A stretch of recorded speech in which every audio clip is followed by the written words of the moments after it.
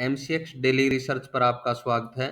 Friend, ये देखिएगा अभी मार्केट 3 बजे के करीब पहुंच चुकी है। यहाँ पर देखिएगा 15:05 का टाइम है नीचे। ये अभी यहाँ पर देखिएगा फ्रेंड, ये आज का जो आवरली टाइम फ्रेम के अंदर हमने ये लाइन ड्रॉ करके दी थी निफ्टी के लिए कि इसके ऊपर हम तेजी में रहेंगे और इसके नीचे हम सेल साइड में। आज का आई है 23,579, यानी 580 के करीब का ये आई है। ठीक है, इसे मार्क कीजिएगा।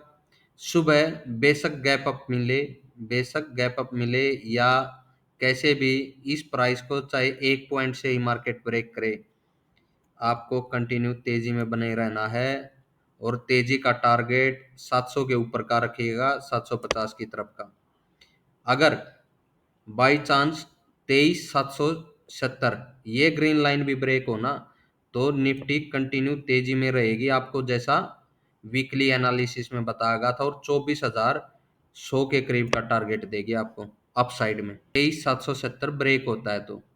नहीं तो ये आई ब्रेक होने पर हमें 700 के ऊपर का टारगेट रखना है और अपना यहाँ पर प्रॉफिट बुक कर लेना है।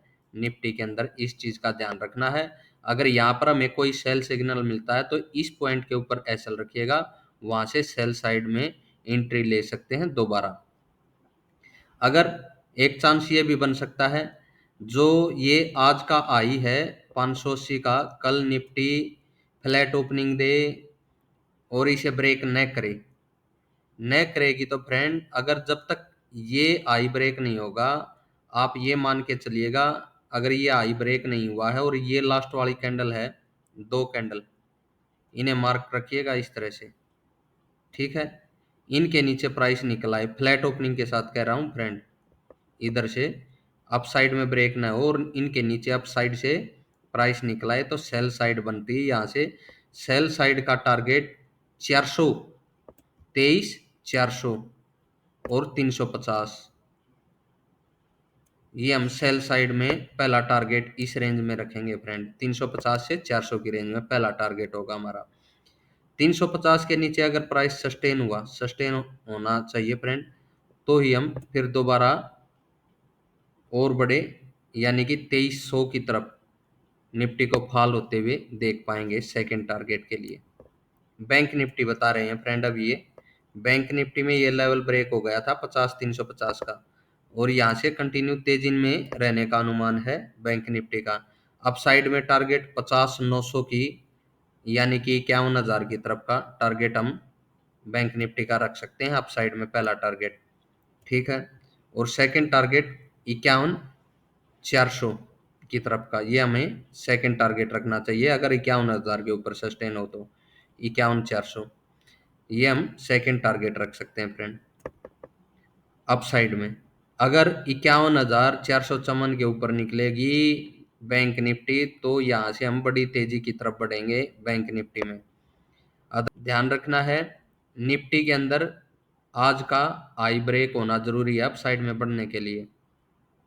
तो बैंक निफ्टी में अगर इस लेवल के ऊपर है ना, जब तक तेजी में है 51,000, 51,400 की तरफ के, यानी कि बैंक निफ्टी में बड़ी तेजी देखने को मिल सकती है।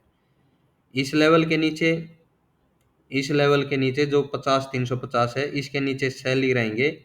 यहाँ से हम पहला टारगेट रख सकते हैं 50,100 की तरफ का, सेल साइड में 50,100 की तरफ का। देखिए अप साइड में भी मिले और 350 के नीचे निकले तो हम सेल साइड में 50,100 की तरफ आ सकते हैं। सेंसेक्स में भी निफ्टी जैसा ही हाल है। सेंसेक्स का हाई ब्रेक हो ना, 1 पॉइंट से भी ब्रेक हो तो कंटिन्यू तेजी बनेगी। यहाँ से अप साइड में प्राइस गया है, रिटेस्ट किया और यहाँ पर बढ़ता है, ब्रेक होते ही बाई साइड में रहेंगे। बाई साइड का टारगेट 77,800 की तरफ रख सकते हैं फ्रेंड, 77,800 की तरफ का हमें। 22,860, 77,860 ब्रेक हो, चाहे 1-2 पॉइंट से ही ब्रेक हो, तो कंटिन्यू बाई साइड में बना रहना, 80,000 की तरफ का टारगेट रखना फ्रेंड, रखिएगा जैसा निफ्टी बैंक निफ्टी में बताया गया है। इन्हीं 2 कैंडल के ऊपर एसएल रख के हम अप साइड में बढ़ सकते हैं कंटिन्यू तेजी का अनुमान लेकर के।